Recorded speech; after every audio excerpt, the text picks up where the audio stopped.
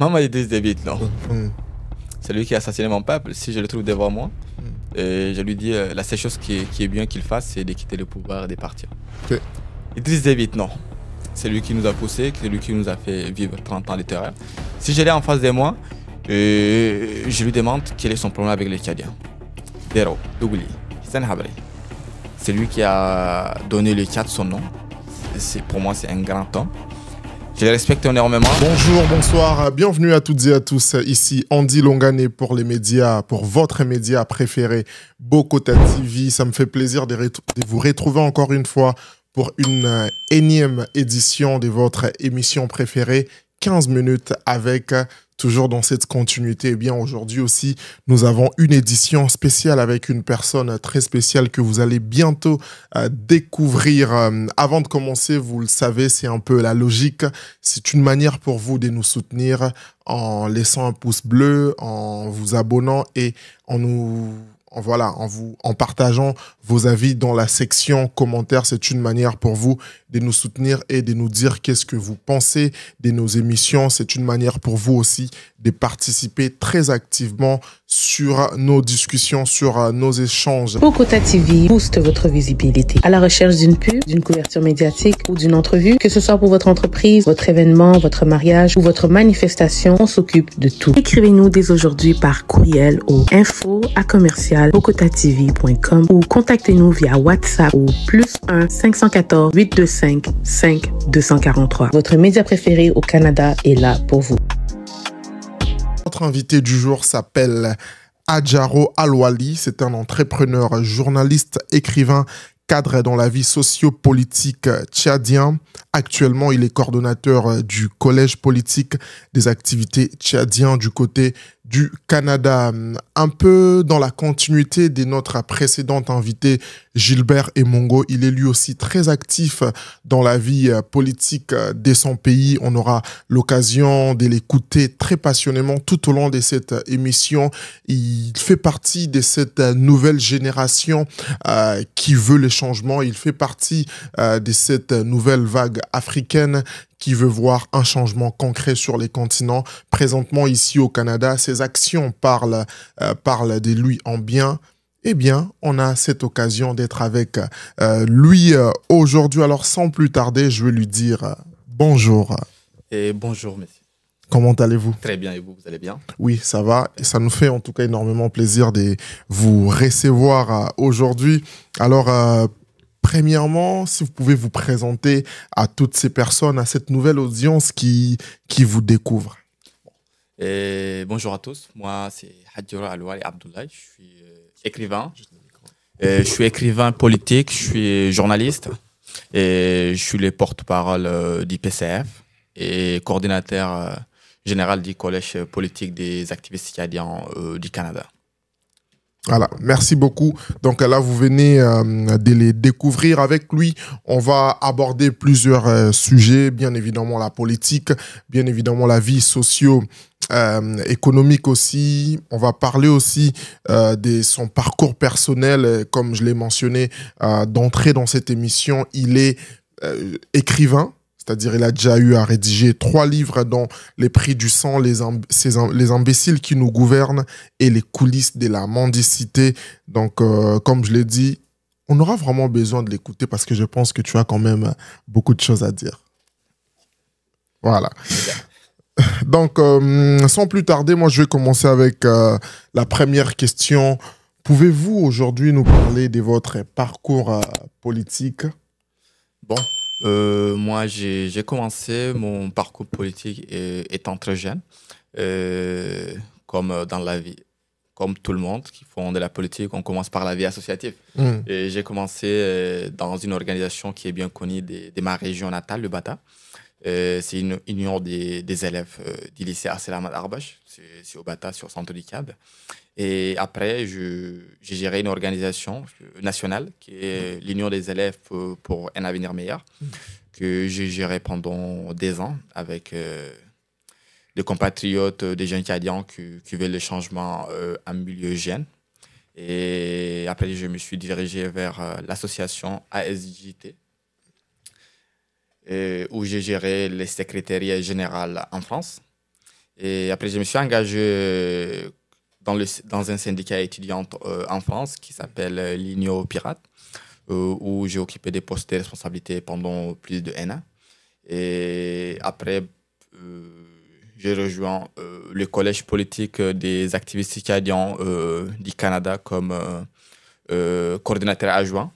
Et après 1 an, je suis devenu le coordinateur général par une élection que moi et mon équipe, avec notre programme politique, on l'a remporté. Et je suis aussi au PCF, donc c'est un parcours qui a commencé de la vie associative, de la vie étudiante. Et jusqu'à la vie politique. Donc aujourd'hui, on fait la politique pour défendre notre cause, la cause du peuple canadien, et la cause qu'on juge juste et qu'on trouve qu'il faut la défendre juste au dernier coup de sang qui se trouve dans nos vins. Voilà. La cause du peuple tchadien, je pense on va rentrer aussi dans les vifs du sujet par rapport à ça. C'est un sujet quand même assez vaste, mais avant, moi j'aime toujours comprendre d'abord la personne avant de saisir sa volonté politique ou rentrer un peu dans vos idéologies. Aujourd'hui, pourquoi avoir choisi les Canada en tant qu'activiste? J'ai choisi le Canada en tant qu'activiste parce que je trouve qu'en France, beaucoup des activistes ont fait leurs preuves et ils ont montré la voie de la diaspora. Et étant jeune au Canada, on trouve l'opportunité de s'exprimer, en même temps de se développer professionnellement. Et en même temps, ici au Canada aussi, je fais de la politique où je suis avec les Blocs québécois, dans les groupes Avenir Repentigny où j'ai milité depuis quelques années. Donc, le Canada, pour moi, c'était une suite logique après mes études en France, après mon passage politique en France. Donc, il faut que le Canada aussi, on est venu transmettre la voix de notre peuple et en même temps s'épanouir professionnellement.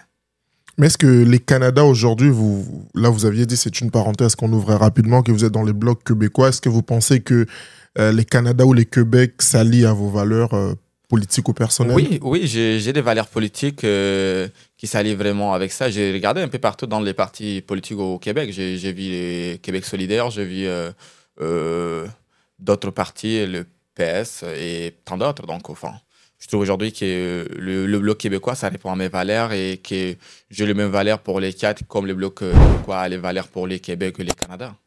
Ok, merci beaucoup. Et la prochaine question, c'est par rapport à vos objectifs aujourd'hui. Pour les activistes tchadiens du Canada, comment pouvez-vous influencer positivement la vie politique du Tchad depuis la diaspora? C'est quand même un travail à distance que vous faites. Oui, plus ou moins. Et nous, aujourd'hui, au Collège politique des activistes du Canada, on n'est pas que des activistes qu'on est là pour pleurnicher sur les réseaux sociaux ou peu importe pour se victimiser. On est là, on fait de l'activisme ou des solutions. On est là pour proposer aussi des solutions. C'est pourquoi j'ai écrit quelques livres et pour proposer des solutions sur les problèmes qui aujourd'hui poussent notre société à reculer au lieu d'avancer. C'est des propositions qu'on donne tout le temps pour les gouvernements, qui, comme je l'ai dit. Et nous, on n'est pas des ennemis du pays, on est des adversaires politiques et qu'on peut sûrement avoir des avis contradictoires avec le gouvernement en place, mais à la fin de la journée, on travaille pour le Tchad et les Tchadiens. Donc, nous, on fait de l'activisme, des solutions, des activismes, des propositions et aussi pas que des activismes, des victimisations. On propose des choses pour que les choses aillent bien. Et au Collège politique des activistes tchadiens, on a des experts un peu partout dans tout le domaine qui aujourd'hui travaillent sur des projets concrets pour le Tchad et les Tchadiens. Aujourd'hui, on le voit quand même assez partout, cette volonté de pouvoir changer les choses. Mais est-ce que vous restez, vous, personnellement, ou même dans votre collège, dans cette optique du non à chaque fois, où vous reconnaissez aussi qu'il y a quand même du bon dans ces gouvernements actuels tchadiens? Et moi, je trouve que du bon dans ce gouvernement actuel, ça n'existe pas. Parce qu'un gouvernement qui assassine son peuple, un gouvernement qui tue sa jeunesse, un gouvernement qui appauvrit les caisses de l'État et qui s'endette des milliards et des milliards de dollars sur nos dos, ce n'est pas un gouvernement qui va faire quelque chose pour les Tchad et les Tchadiens. Donc, pour moi, du moment où tu assassines ton peuple, tu violes tes filles et que tu pousses la jeunesse à l'exil, je crois qu'en aucun cas, tu es apte à gérer ces pays-là. Et il faut, il y a beaucoup des opposants politiques qui ont été assassinés parce qu'ils disent non. Donc, ce gouvernement, les seules choses, dit bien qu'il est là, qu'ils ont en ces moments, qu'ils peuvent faire en ces moments, c'est de partir et laisser ces pays assez qui peuvent faire quelque chose et la changer. Donc, s'ils sont encore là, ils vont partir un jour, potentiellement bientôt, on l'espère. Et c'est des projets qu'on travaille concrètement pour leur départ en ces moments. Donc, ils vont partir parce que la seule chose qu'ils peuvent faire des biens pour les Tchadiens et le Tchad, c'est de partir et laisser ces pays à ceux qu'ils aiment et laisser ces pays à ceux qui veulent un changement positif pour les Tchad, les Tchadiens. Voilà. Merci beaucoup pour vos réponses, monsieur Adjaro Alwali. J'espère que je prononce ça bien. Très bien. Je ne suis pas là pour massacrer votre nom, ce qui nous donne une belle transition. On va mentionner la problématique de l'insécurité, qui est quand même un problème assez majeur aujourd'hui dans votre pays. Parlez-nous un peu chronologiquement, si vous le pouvez, des causes au fait liées à cette instabilité politique caractérisée, matérialisée par cette insécurité. Et aujourd'hui, c'est comme vous l'avez dit, vous l'avez sûrement vu dans nos actualités, dans nos réseaux, c'est ce qui se passe aujourd'hui au Tchad. C'est qu'on ne peut pas vivre librement, on ne peut pas circuler librement au pays qui est censé nous garantir la sécurité de son peuple. C'est qu'aujourd'hui, en moins de 2 mois, ou depuis le début de l'année, il y a une vingtaine, trentaine, même plus que les 50 de personnes assassinées parce qu'ils détiennent des biens, des motos, de l'argent. Et on ne peut pas circuler librement au Tchad. Et en aucun cas, on peut circuler librement. C'est-à-dire tu peux te faire assassiner à tout moment, tu peux te faire agresser à tout moment. Il y a des vols partout, il y a des viols partout, il y a des assassinats partout. Et ces insécurités, la cause, c'est le gouvernement. Ce gouvernement, il est incapable d'assurer la sécurité de son peuple. C'est que tu ne peux pas gérer un peuple et en même temps le laisser ce peuple dans l'insécurité. Et aujourd'hui, on peut voir des personnes assassiner d'autres personnes et c'est librement. Pourquoi? Parce que peut-être c'est des intouchables pour ce gouvernement. Mais la cause de l'insécurité, c'est le gouvernement. Et la solution, c'est leur départ et une justice sociale et équitable pour tous les Tchadiens et les Tchadiens et qu'il n'y aura pas des intouchables. Mais à part vous, est-ce qu'il y a aussi d'autres opposants, si je dois vous qualifier comme ça avec beaucoup de respect quand même, du pouvoir, ou tous les opposants aujourd'hui sont exilés en Europe ou en Amérique ou peut-être en Afrique aussi? Y a des activistes en France. Il y a beaucoup des opposants qui sont en France, en Europe et un peu partout en Europe. Et aussi quelques-uns en Asie qui ont garde de très bons contacts aux Émirats, au Qatar et un peu partout. Et en même temps beaucoup au Canada et aux États-Unis. Mais la seule aujourd'hui opposition au Tchad, c'est les oppositions qui ne disent pas son nom et c'est une opposition qui s'était. Tu ne peux pas s'opposer et vivre librement au Tchad. On a vu avec le cas de Yaya Diallo qui a été assassiné chez lui, dans son siège de son parti politique. On a vu avec plein d'autres opposants. On a vu mais c'est Diallo, comme je vous ai dit, et son secrétaire général qui est en prison depuis plusieurs mois. Ça fait un peu longtemps quand même, il est là. Donc, s'opposer et vivre au Tchad, c'est mission impossible. Aujourd'hui, pour s'opposer, il faut sortir. Ou pour vivre au Tchad, il faut se taire. Ce gouvernement nous pousse à se taire, ce gouvernement nous pousse à être des marionnettes.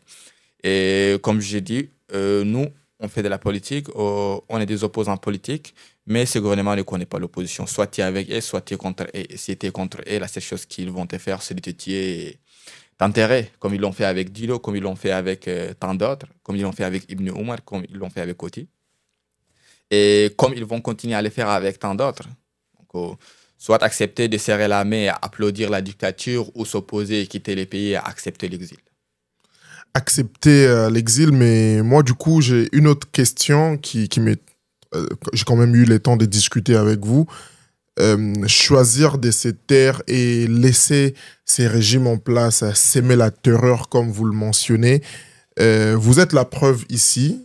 Je vous ai posé la question en off de savoir si vous étiez en exil. Vous m'aviez confirmé parce que vous aviez eu à faire 6 mois de prison. Vous confirmez cela? Oui, j'ai fait quelques temps de prison parce que tu es un opposant, parce que tu dis quelque chose qui est contre le gouvernement, c'est relayé partout dans les réseaux sociaux. Donc, ce gouvernement nous pousse à s'exiler, ce gouvernement nous pousse à se taire. Où on parlait de l'insécurité, là on a parlé des problématiques, on a parlé des causes. Aujourd'hui, quelles solutions concrètes pouvons-nous espérer par rapport à cette situation pour en finir définitivement? Est-ce que l'effet de rompre, par exemple, vos relations avec la France peut aider aussi? Peut-être une solution, vous le pensez? La France, c'est le plus grand ennemi de l'Afrique, on le sait tous. Si la France est là, c'est pour nous piler, c'est pour nous voler, c'est pour nous massacrer. nous assassiner. La France n'a jamais été un ami pour l'Afrique. L'ingérence française au Tchad, partout en Afrique, il est flagrant. Nos monnaies, ils sont fabriquées là-bas. Ils ont des pourcentages sur nos ressources naturelles et ils détiennent le monopole de la gestion de nos pays. Et pour moi, la France, ce n'est pas une solution. Aucune puissance étrangère n'est une solution. Les gens disent que bah non, on n'a pas besoin de la France, on a besoin de la Russie ou les Émirats ou les États-Unis. Non, nous, on a besoin d'un peuple digne, d'un peuple qui prend le chemin tout seul et aller combattre tous ces maux à seul, déterminé avec sa jeunesse, en unissant nos forces et en unissant nos compétences. Je crois que l'ennemi de l'Afrique aujourd'hui et du Tchad en particulier, c'est la France, c'est la présence française. C'est nos relations, ça remonte depuis la colonisation qui continue. Pour moi, je pense toujours que l'Afrique n'a jamais tout. L'Afrique n'est pas encore décolonisée. L'Afrique est encore colonisée parce que aujourd'hui, le président français Emmanuel Macron, il cautionne certains coups d'État constitutionnels ou coups d'État militaires et punissent d'autres. C'est les cas flagrants du Mali, celui du Burkina Faso et celui du Niger. Ça, c'est comme on l'a dit, c'est un coup d'État qui est contre les valeurs de la démocratie, oui. Mais pour la France, ce coup d'État, il est immoral. Et le coup d'État, c'est celui du Tchad et celui d'autres pays, comme avec le général Doumbia. Avec le général Doumbia et celui aussi, un autre en Afrique centrale, qu'il pense que... Ah, les Gabon, je pense. Exactement, Gabon, celui de la Guinée, du Gabon ou du Tchad, c'est des coups d'État qui répondent aux valeurs de la France, alors que celui du Mali, du Burkina Faso et celui du Niger ne répondent pas aux valeurs de la France. C'est deux mondes différents, c'est des poids, des mesures, comme on l'a dit. Donc, là, on ne sait pas où positionner la France en tant qu'ennemi du peuple africain ou en tant qu'ami du peuple africain. Pour moi, c'est un ennemi du peuple africain. Et le départ de la France doit être évident. J'applaudis le Burkina Faso, j'applaudis le Niger, j'applaudis le Mali. Et je vais applaudir demain si un autre coup d'État arrive en Afrique et que des panafricanistes prennent le pouvoir pour défendre le peuple qui a été toujours massacré, violé, violenté et volé. Merci. Très belle ambiance ici. J'aime souvent les mentionner parce que c'est l'objectif aussi lors des 15 minutes avec. C'est déjà permettre à nos invités de s'exprimer. C'est permettre à nos invités d'être eux-mêmes très naturels, s'exprimer et partager leurs opinions. Qu'est-ce que vous pensez des dires, des propos qui sont en train d'être avancés tout au long de cette émission? Eh bien, vous avez la possibilité de partager vos avis dans la section commentaires. Il nous fera en tout cas plaisir de vous lire, de vous répondre. Nous sommes ici lentement et sûrement en train d'arriver vers la fin, mais on n'est pas encore là. Les discussions sont quand même assez intéressantes avec notre invité. Je rappelle Adjaro Alwali, entrepreneur, journaliste et aussi cadre de la vie sociopolitique tchadien. Actuellement, il est coordonnateur du Collège politique des activistes tchadiens du Canada.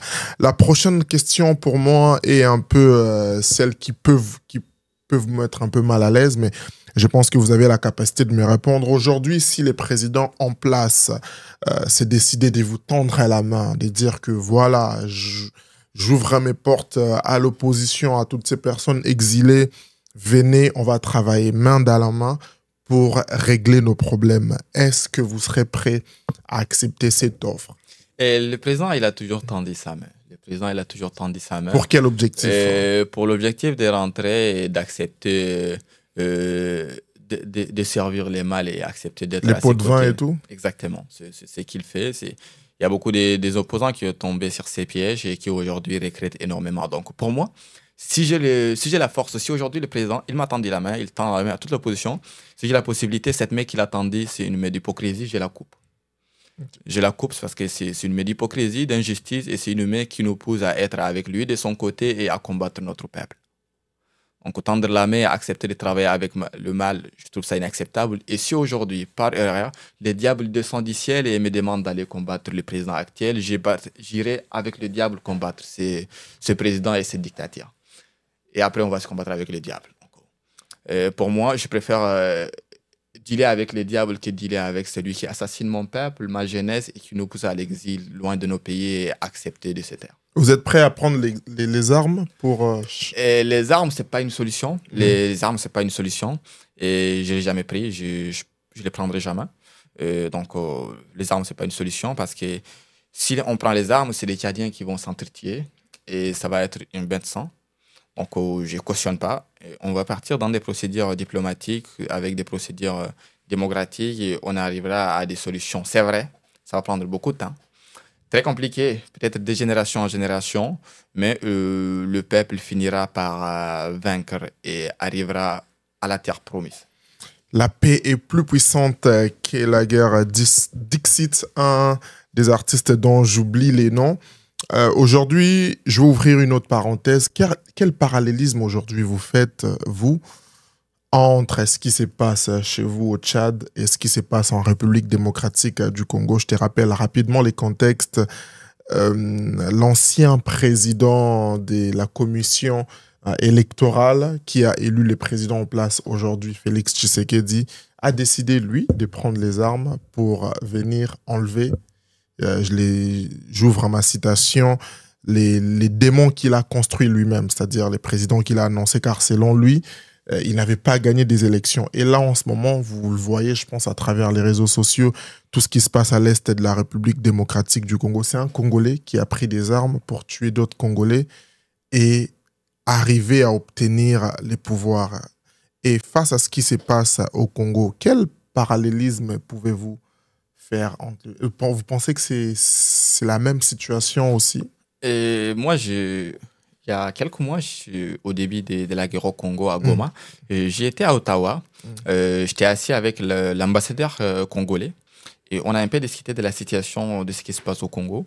Je trouve que les problèmes congolais, c'est... Il y a une main étrangère qui met aujourd'hui sa main sur le Congo et le peuple congolais et qui ne veut pas le développement du Congo. Je trouve qu'entre Congolais s'entretient pour le pouvoir. Oui, on accepte que Tshisekedi, ce n'est pas une bonne personne, c'est son pouvoir est corrompu, c'est un dictateur, mais les armes n'ont jamais été une solution. Et aujourd'hui, le président de la commission, je ne sais pas son nom, je n'aimerais pas le connaître, et vient tuer des Congolais. Et demain, un autre aussi vient tuer des Congolais pour prendre le pouvoir et ça va être ainsi de suite. C'est ce qui s'est passé au Tchad. C'est ce qui s'est passé au Tchad. Goukouni, il a tué des Tchadiens. Il est venu au pouvoir. Habri, il est venu au pouvoir. Il a tué des Tchadiens. Idriss Déby, il est venu au pouvoir. Il a tué des Tchadiens. Mahama Kaka, il est venu au pouvoir. Il tue des Tchadiens. Il continue à tuer des Tchadiens. Donc, je pense. Les Congolais doivent s'asseoir et discuter.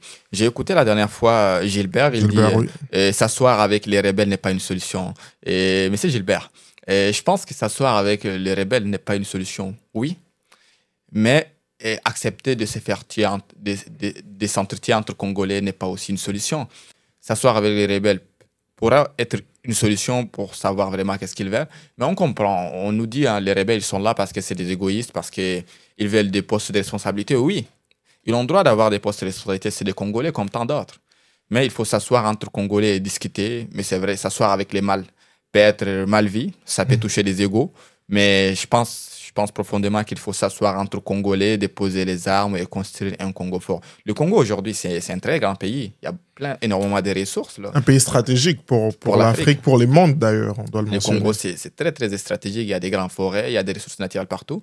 Je vois des ressources naturelles commercialisées pour le Congo par les Rwandais qui jouent les commerciales. Je ne sais pas ça se passe comment. Un jour, je discuterai avec Gilbert pour voir.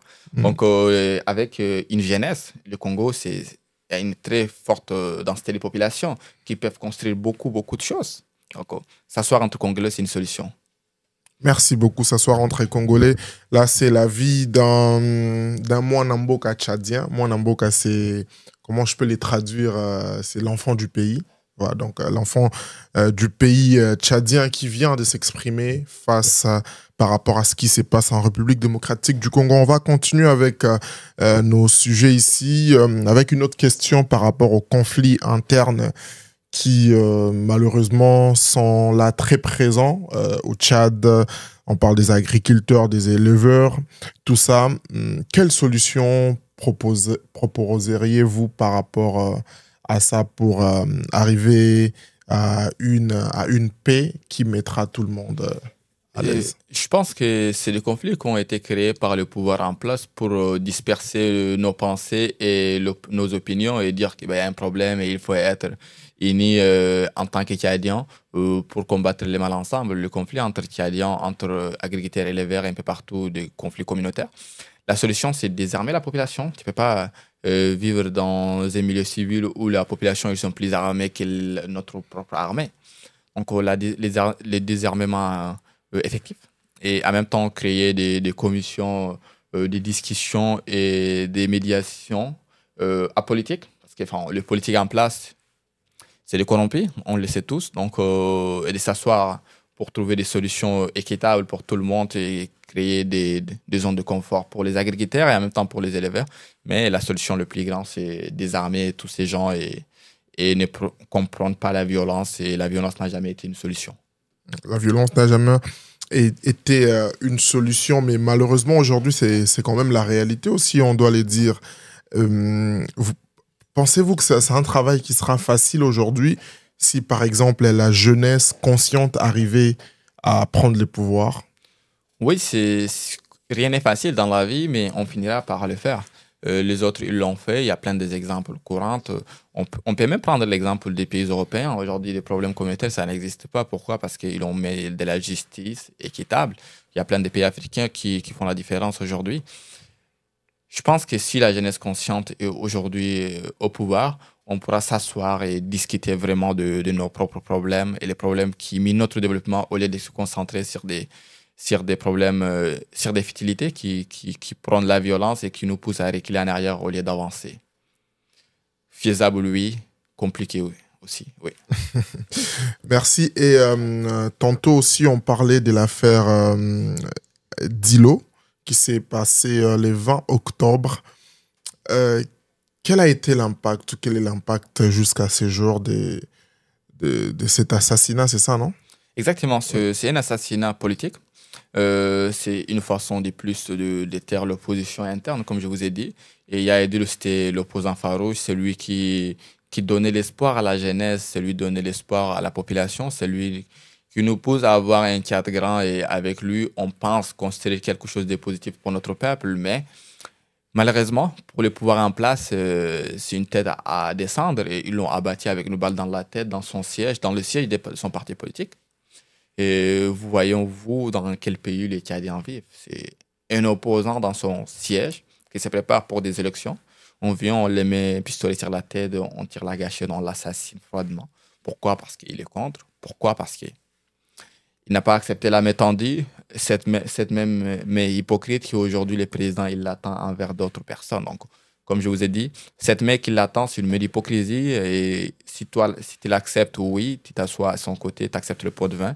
Si tu te dis non, bah, tu assassines froidement, comme Dilo. Puis il y a aussi l'assassinat d'Idriss Déby qui a quand même bouleversé aussi la sphère politique tchadienne. Quelle analyse faites-vous par rapport à cette situation aussi? Moi, l'assassinat d'Idriss Déby ne m'a pas bouleversé. Pourquoi? Ne m'a pas bouleversé.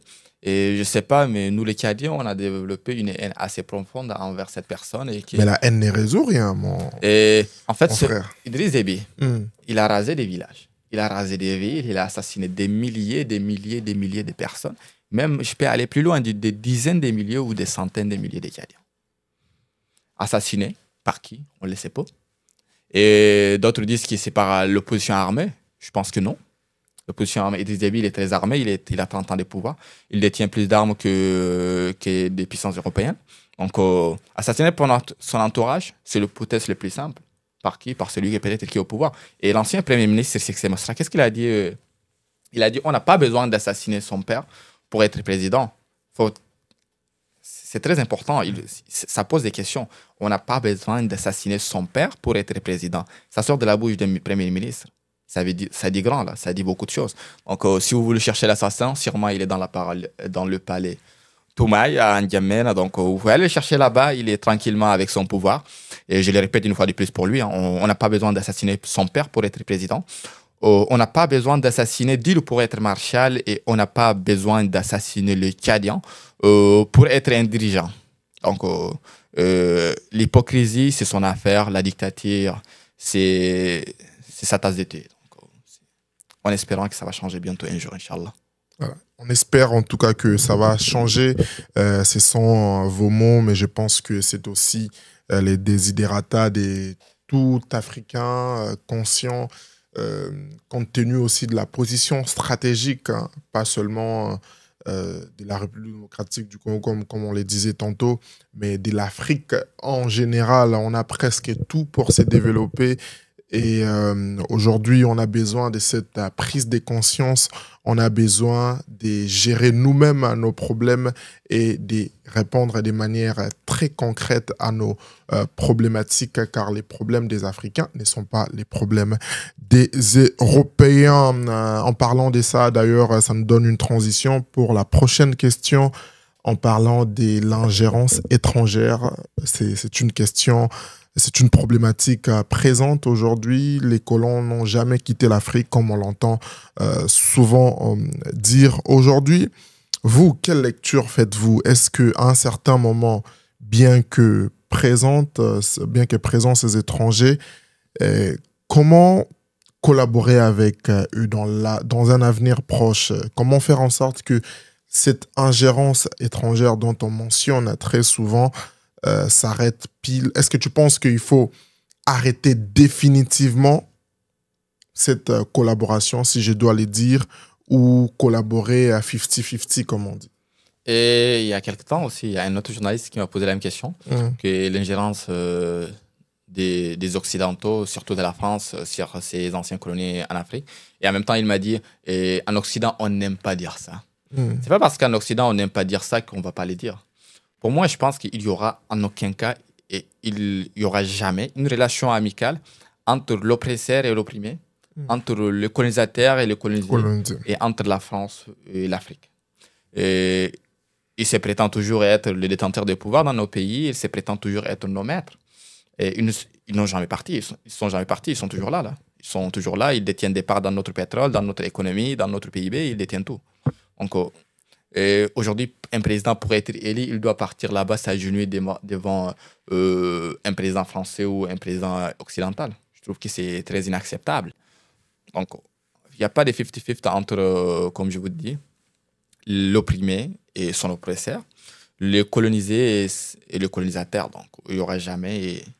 Et pour moi, le départ des Occidentaux, des colonisateurs de l'Afrique, doit être immédiate et on doit aussi les juger pour crimes contre l'humanité de ce qu'ils ont fait quand ils sont venus. On ne doit pas les applaudir et les remercier parce que notre indépendance, ils nous ont le donné. Non, on ne veut pas cette indépendance-là. On veut une justice équitable qui sépare l'Afrique et les Occidentales et que les Africains aient leurs droits les plus élémentaires. Donc, il y a encore des plaies, selon vous, qui ne sont pas encore bien cicatrisées?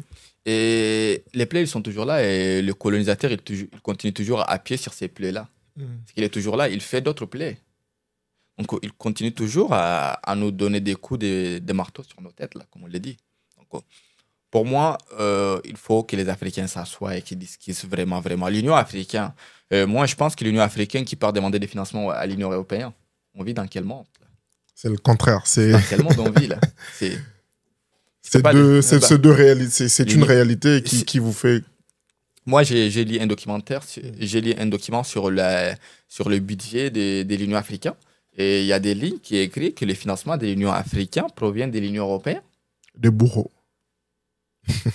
Donc, on vit dans quel monde? Aujourd'hui, les discours est quand même en train de changer. Je me récitais ici notre papa, un grand frère, comme on dit, Monsieur Alain Foka, qui fait un travail exceptionnel. Je ne sais pas si vous prenez le temps de l'écouter.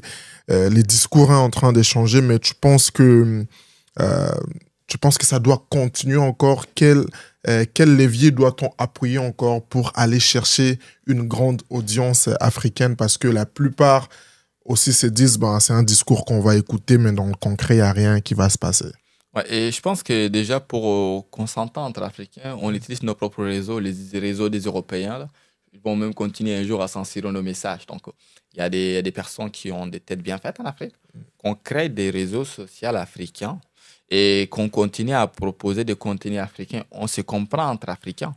Et des ingénieurs, ça ne nous manque pas. des têtes, ça ne nous manque pas. Il y en a. Et aujourd'hui, et moi j'ai vu dans des pays comme le Canada, je travaille dans l'administration canadienne et je vois aujourd'hui, dans tous les grands postes de responsabilité, il y a beaucoup des Africains. Aujourd'hui, si les Africains quittent les pays comme la France ou le Canada, je crois que l'économie tombera. Donc, ces cerveaux qui ont fui et qui sont ici aujourd'hui, la rétention des cerveaux, par exemple. On retourne là-bas chez nous, on va créer un continent très, très fort. Et je pense que Donald Trump, qui continue aujourd'hui à nous censurer, il va s'asseoir là-bas, s'agenouiller, nous demander pardon et demander à l'Afrique de venir sauver son pays. D'ailleurs, en parlant de lui, qu'est-ce que vous pensez de son arrivée, de ses sorties médiatiques? On parle aujourd'hui d'un langage diplomatique osé. Il arrive à tenir des propos assez, si je peux le dire, respectueux, par exemple, l'autre fois, envers les présidents ukrainiens. C'est pas ça le sujet aujourd'hui, mais très rapidement, qu'est-ce que vous pensez de son retour au pouvoir? Moi, je pense que Donald Trump, il est perdu dans sa tête et il est soutenu par d'autres personnes qui sont aussi perdues dans leur tête et que les Africains ont continué à se respecter là. Parce que la manière dont il a parlé au président ukrainien, s'il trouvait un président africain devant lui, il va lui parler 10 fois mal plus que ça. L'Europe, l'Ukraine, c'est quand même un pays européen qui ont des relations amicales. Imaginez, c'est un pays africain. Donc, je crois qu'il veut. Trump, il n'est pas là pour trouver des solutions, il est là pour créer des problèmes. Et il va partir dans 5 ans, oui, mais à quel prix? Donc les Africains doivent prendre conscience et se dire que les Occidentaux ne sont pas nos amis, ne seront jamais nos amis et n'ont jamais été nos amis. Voilà. Un impératif qui s'impose pour chaque Africain à travers le monde, que vous soyez ici au Canada, que vous soyez en France, que vous soyez même en Afrique. C'est important aujourd'hui de prendre conscience de toutes ces problématiques, car l'avenir de l'Afrique en dépend. Très belle ambiance ici. On arrive lentement mais sûrement vers la fin de notre émission. Eh bien, si vous aimez ces contenus, abonnez-vous. Si vous aimez ce que Bokota TV propose, eh bien, abonnez-vous. N'hésitez pas à nous laisser un petit commentaire, un petit message via nos coordonnées qui s'affichent tout de suite là. Et si vous avez aussi besoin de participer à nos émissions, écrivez-nous tout simplement et notre équipe se fera un plaisir de pouvoir vous répondre. On va rentrer sur ces sujets de votre pays, les Tchad. La vie est quand même chère, les problèmes ne cessent de s'accumuler. La réalité est quand même assez difficile, on doit le dire. Ça me fait pas plaisir de dire ça, mais bon, c'est quand même la réalité. Vous, aujourd'hui, quand vous voyez toutes ces choses, dans votre fort intérieur, quel sentiment vous habite? J'ai dit on est très loin. Très, très loin. Et le Tchad, c'est pas aujourd'hui, avec ce qu'on voit. Et j'ai beaucoup de pitié pour les générations à venir. Et je me pose des questions. C'est pourquoi ça me donne une raison de plus de lutter et défendre ces peuples-là, ces pays-là, parce que je me dis c'est pas un pays où je rêverais que mes enfants grandiront là. Parce que la vie coûte cher. Le chômage, il est énorme. Aujourd'hui, tu as tes diplômes, tu es officiellement tenu à être un chômeur, de continuer dans le chômage. Il n'y a pas de travail, il n'y a pas des industries. Le pouvoir fait tout pour appauvrir sa jeunesse, fait tout pour que ces jeunesses-là partent du pays, fait tout pour nous pousser à mourir de faim. Les Tchadiens meurent de faim aujourd'hui, les Tchadiens meurent de soif aujourd'hui. Ce n'est pas un honneur pour moi de le dire, ça fait très mal.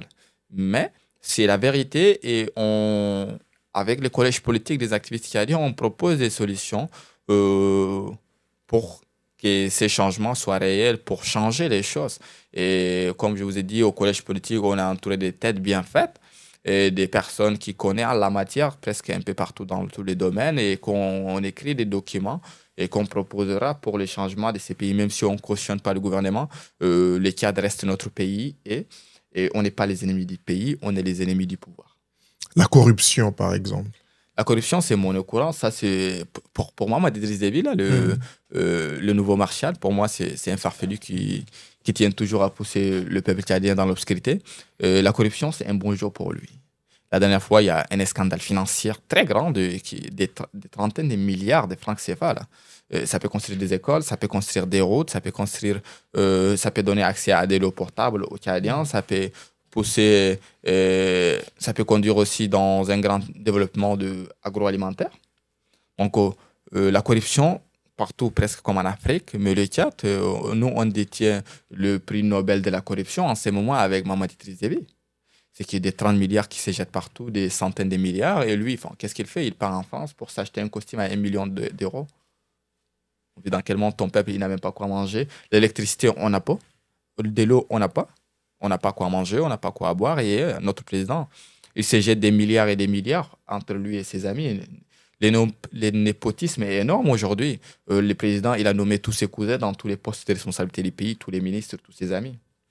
Ce pays est géré par un groupe de copains et de copines et qui continue toujours à pousser le peuple canadien vers le bas, vers l'obscurité et vers Elle nous pousse vers une impasse, là.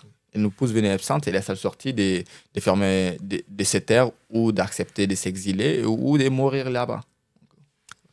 Presque le même problème partout en Afrique, espérant que la donne va changer. Là, on arrive déjà presque à la fin. J'avais aussi envie de déposer quand même cette question suite à la proximité géographique entre les Soudans et les Tchad aujourd'hui. La place de la guerre au Soudan, comment ça se répercute sur votre pays? Déjà, il faut savoir que la guerre au Soudan, c'est un conflit interne soudano-soudanaise. Et que les gens ils essaient de l'enlever de son contexte et de les pousser vers les Tchadiens qui combattent et des paramilitaires qui veulent prendre le pouvoir. Non, c'est un problème tchado-tchadien qui oppose les forces de soutien rapide, la FCR, ou en arabe, on l'appelle la Damasseria. C'est un groupe qui vient de la minorité ethnique rizégate et qui aujourd'hui cherche à s'autodéterminer, qui cherche à se créer une place dans le pays, qui cherche à se faire accepter. De l'autre côté, il y a le gouvernement d'El Burhan qui pousse ce peuple à son extinction, qui leur pousse à un désarroi et qui leur pousse à se taire et à mourir. Qu'est-ce qui se passe? C'est que les Soudanais, c'est une guerre entre eux, mais la politique soudanaise veut pousser ces problèmes vers les Tchad en disant bah non, c'est les Tchadiens qui viennent nous assassiner et nous combattre chez nous. Bah non, Hemeti, c'est un Tchadien, c'est un Soudanais. Hemeti, c'est un Soudanais. Et Burhan, c'est un Soudanais. C'est des Soudanais qui veulent aujourd'hui prendre le pouvoir. C'est entre eux, c'est pas notre problème, nous les Tchadiens. Et moi, je comprends la position d'Al Burhan, tout comme je comprends la position d'Amasseri, parce que c'est des citoyens. C'est des citoyens soudanais qui veulent se créer une place, qui veulent se faire accepter. Et pour eux, aujourd'hui, cette guerre n'était pas une option. Et pour Adam Asseri, aujourd'hui, la FSR, cette guerre, c'était une solution. C'est une solution parce que de l'autre côté, Al-Burhan, il y a Al-Kizan, qui est le plus grand groupe islamiste qui existe. C'est eux qui sont derrière Al-Qaïda, c'est eux qui sont derrière l'État islamique, c'est eux qui sont derrière aujourd'hui le terrorisme en Afrique. C'est le gouvernement d'Al-Burhan, c'était le gouvernement d'Al-Bashir, et avec Al-Kizan, qui est aussi une minorité ethnique au Soudan, qui a pris en otage l'armée soudanaise et le Soudan. Et leur objectif, Al-Kizan, c'est quoi? C'était faire taire toute voix qui veut le changement au Soudan. Et en commençant par Hemeti et les minorités ethniques rizégates au Soudan. Donc, pour Hemeti et Adam Asseri, cette guerre, ça n'a jamais été une option. Pour eux, c'est une solution existentielle. Et ils sont forcés à faire cette guerre pour exister, pour se faire respecter et pour vivre dignement. Et Thomas Sankara, il dit on ne peut pas être un peuple libre sans dignité. Mais comme une fois pour toutes, je ne cautionne jamais la guerre, je cautionne la paix et le dialogue, et ils sont forcés à faire la guerre et j'espère qu'un jour, cette guerre finira et que le Soudan soit prospère et que l'Afrique soit prospère sans guerre, avec de la justice et de la démocratie. Avec la justice et la démocratie, quand vous parliez, quand vous étiez en train de chuter, j'ai vu votre regard vers notre grand écran ici. Derrière, ça c'est la question qui va conclure notre discussion, notre bel échange d'aujourd'hui. Derrière moi, il y a des personnalités politiques, hein, si tu vas me dire si j'ai dit faux, tchadiens. Si tu avais l'occasion de les avoir en face de toi, qu'est-ce que tu leur dirais? Ok. Donc, je veux quand même que tu t'exprimes. Ils vont venir là? Oui, oui. Juste la technique, on va attendre quelques minutes. Je pense que ça va commencer à défiler. Maman Idriss Déby, non. Mm. C'est lui qui a assassiné mon peuple. Si je le trouve devant moi, je lui dis la seule chose qui est bien qu'il fasse, c'est de quitter le pouvoir et de partir. Okay. Idriss Déby, non. C'est lui qui nous a poussés, c'est lui qui nous a fait vivre 30 ans de terreur. Si je l'ai en face de moi, je lui demande quel est son problème avec les Tchadiens. Dero, Dougli, Hissan Habri. C'est lui qui a donné le Tchad son nom. Pour moi, c'est un grand homme. Je le respecte énormément. Haroun Kabadi, il est toujours malade. C'est le grand cautionneur des pouvoirs et l'assassin du sud du Tchad. Si je l'ai devant moi, je lui dis rien. Le président du FACT, Mohamed Mahdi, je lui dis bon courage et la guerre n'est jamais une solution. Yaedul, ça c'est mon leader. Et je lui dis merci pour le chemin que vous nous ont montré et qu'Allah tourne son vaste paradis. Assil Ahmed Arabash Wadabba. Ça, c'est quelqu'un que j'ai beaucoup d'affection pour lui. Et on vient de la même coin du Tchad. Et je lui dis bon courage. Succès Masra. Celui qui a vendu la cause de ses militants, celui qui a assassiné des milliers de Tchadiens qui l'ont suivi. Je lui dis à quel prix tous ces assassinats a accepté le mal. Mohamed Hamdan Dagolo. C'est lui le dit à Damasseri. Je lui dirai bon courage. Et la guerre n'est jamais une solution aussi. Ibn Omar. Je lui dis merci pour le chemin que vous avez montré pour les Tchad et les Tchadiens. Et qu'Allah vous ouvre son vaste paradis. Makambo. Lui, jusqu'à maintenant, il n'y a pas son positionnaire, mais il est reconnu dans tous les crimes financiers au Tchad. Okay. Et le pouvoir essaie de s'en débarrasser de lui. Mais il toujours continue à s'imposer. On l'attend de lui de la vérité. Qu'il vient dire la vérité au peuple tchadien. Ça, c'est l'un de tes livres, Les Prés du sang.